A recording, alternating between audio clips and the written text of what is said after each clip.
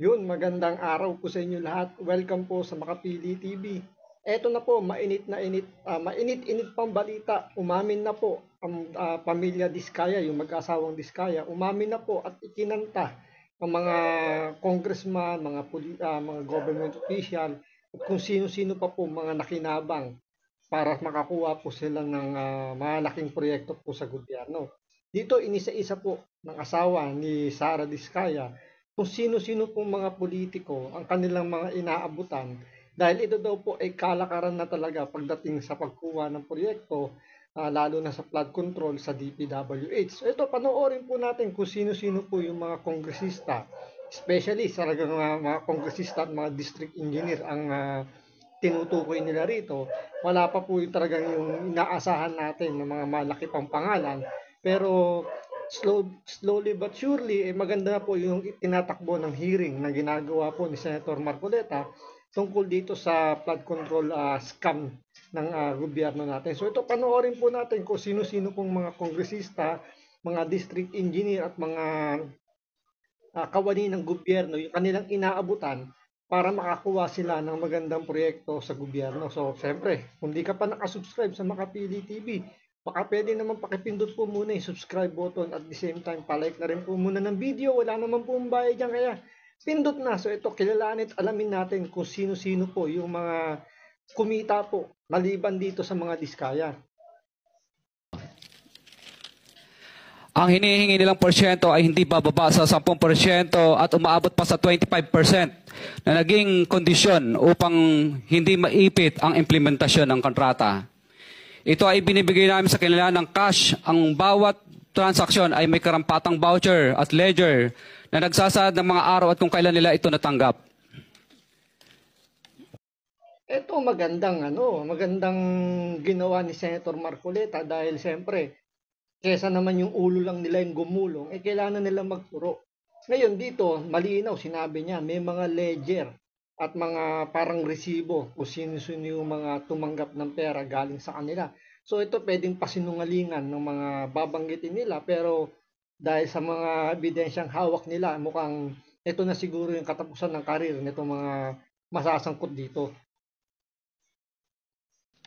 Ilan sa kanila ay sina Terence Calatrava, former Undersecretary of Office of the Presidential Assistant of the Visayas of the Philippines, Kong Roman Romulo of Pasig City, Kong Jojo Ang of Uswag Ilonggo Party List, Congressman Patrick Michael Vargas of Quezon City, Kong Juan Carlos Arjo Aitayde of Quezon City, Nicanor Nicky Briones of Aga Party List, Congressman Marcelino Marcy Teodoro of Marikina, Congressman Florida Robes of San Jose del Monte, Bulacan, Congressman Leandro Jesus Madroño of Romblon, Congressman Benjamin Benji Agarao Jr., Congressman Florencio Gabriel Bemnoel of Anwaray Party List, Kong Leo de Ode Tariela of Occidental Mindoro, Congressman Reynan Arrogancia of Quezon Province,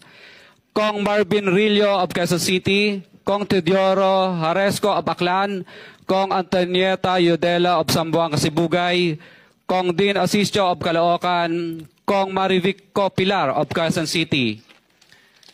21. Mayroon ding mga kinatawa ng ilang politiko na nakikipagtakbo sa amin upang manghingi ng porsyento kapalit ng mga porsyento ng mga proyekto. So yun, iba nag-iingat pa. So representative lang nila yung pinapupunta para kumolekta po dito sa mga diskaya. Wais ang kanilang ang kanilang diskarte, pero gaya nga sinabi rito ni Mr. Diskaya, meron silang voucher na hawak na magpapatunay ito tumanggap talaga. Yun lang ang problema dito, baka ilaglag naman ng politiko na to yung kanilang mga inutusan para kumubra ng pera. Pero alamin natin kung sino-sino pa rin itong mga ginawang bagman ng mga politiko. Ang mga proyekto. Ang mga porsyentong ito ay 25% ay ipinipilit sa amin bilang karaniwang kalakaran na wala akong kakainang tanggihan.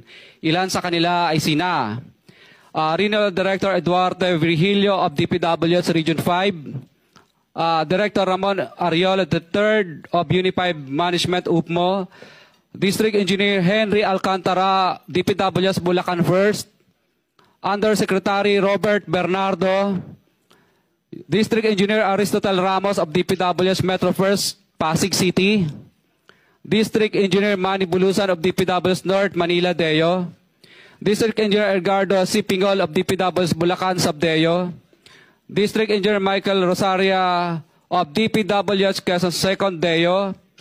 Karamihan sa mga kawani ng DPWS na nabanggit sa itaas ay paulit-ulit na binabanggit ang delivery ng pera ay para sa kay Saldico na dapat at least 25%.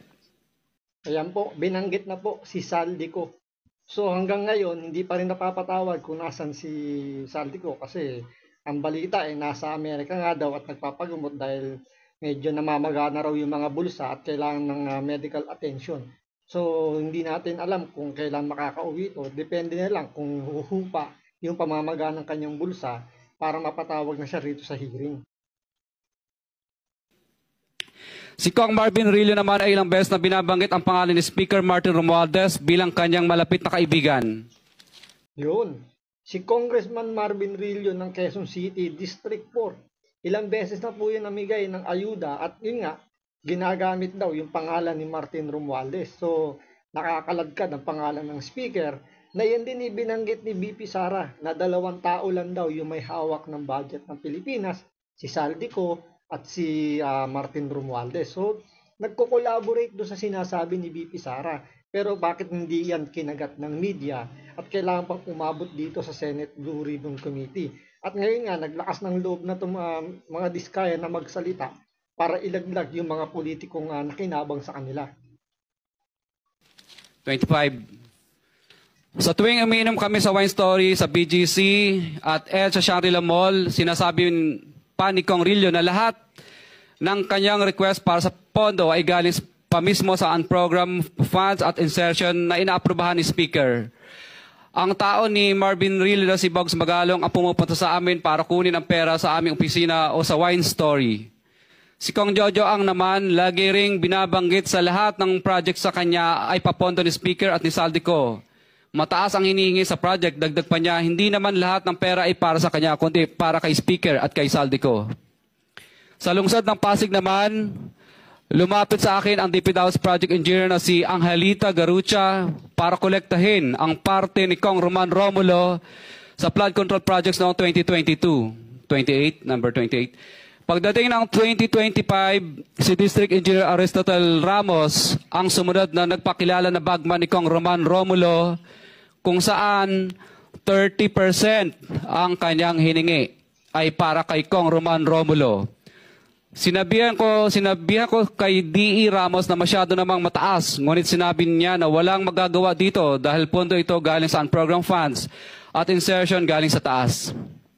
Sa ilang pagkakataon, ang mga politiko na personal na inabutan ng halaga ayon sa hinihingin nilang porsyento mula sa proyekto. Ang pagbabayad na ito ay hindi naman kagustuhan kundi isang hakbang na ginawa namin dahil sa matinding panggigipit. Ilan sa kanila ay sina Kong Antonieta Yudela kasama ang kanyang asawa, Kong Marvin Rillo of Quezon City, Kong Nikki Briones of Aga Party List, Arturo N. Atayde, ama ni Kong Arjo Atayde, Kong Florencio Gabriel Bem Noel of Anwaray Party List, Kong Eliandro Jesus Madroña of Romblon, Kong Benjamin Benji Agarao Jr. Bagamat naging matinding pagsubok ang kabawasan ng pondo na nakalaan sa proyekto, pilit at matapat naming sinusunod ang bawat espesifikasyon na nakasaad sa Program of Works na nakasaad sa proyekto ng DPWH. Nakakasiguro kami na nagawa namin ng maayos at matapat ang bahagi o phase ng proyekto na na-award sa amin. Sa katunayan, hindi kami mababayaran ng DPWH kung hindi ito dumaan at pumasa sa maraming material testing na naaayon sa design ng DPWH. Ina-assess at ini-inspect ng DPWH ang bawat proyekto base sa natapos na parte o accomplishment. Napilitan kami na i-absorb ang kabawasan na ito na nagdudulot ng maliit na kita o pagkalugi sa ilang projects. Para makabawi, dinadamihan na lang namin ang partisipasyon sa mga projects. Taliwas sa mga lumalabas na may mga impormasyon sa publiko, hindi kailanman kami gumawa ng ghost projects. At masugid kami nag-i-inspect sa lahat ng aming mga natapos na projects. Doon lang sa sinabi niya na wala raw siyang mga ghost project, medyo sablay dyan dahil may mga mayor ang nagsasabi nga na may mga ghost project din yung kanilang kumpanya at may mga substandard, may mga manananggal pa. Manananggal, sinasabi nga na putol. Tapos ngayon, binabalikan uli para matapos. Pero anyway, ito hindi ito inaasahan na magsasalita itong mag-asawang Diskaya. Mas inaasahan pa natin ng unang kakanta rito, si Wawaw Builders. Dahil nung nakaraang hearing, di ba, nakitang-kita naman, halos maihina sa nervyos yung may-ari ng Wawaw Builders na hindi niya sinasagot yung mga tanong ni Senator Jingo Estrada tungkol sa Ghost Project. Pero dahil dito, dahil sa hearing nito ni Senator Marcoleta, lumabas yung pagiging abogado niya na hindi niya muna talagang binira ng binira itong mga kontraktor at nakipagnegosasyon. At yun nga, nagkaroon siya ng magandang diskarte na kesa nga naman na sila lang yung gumugulong ang ulo, mas maganda na yung mauna na silang lumabas. Baka pwede pa silang maging witness. Kasi may plano na silang i-freeze yung kanilang mga asset. So kahit na marami silang pera, hindi nila magagamit kapag yan ay na-freeze. Kaya nga ganda ng ginawang diskarte ni Senator Marcoleta. Lumabas yung kanyang pagiging abogado. So nakipagkasundo muna siya sa mga kontraktor at siguro natauan na at napag-isip-isip nga nila na mas mabuti nang kumanta sila kaysa naman ma-freeze yung asset nila. So wala silang gagamiting pera kapag sila ay ginipit na nitong mga politiko nito, especially yung mga congressman. At medyo mabigat talaga yung binitawan nilang mga expose dito na si Saldico at si Romualdez sangkot dito sa issue ng flood control. So asahan pa po natin, marami pang lalabas na mga ibubunyag, yung mga kontraktor. Antayin natin yung paborito natin, yung Wawaw Builders. So maraming salamat po sa panonood. Ingat po kayo lagi. God bless.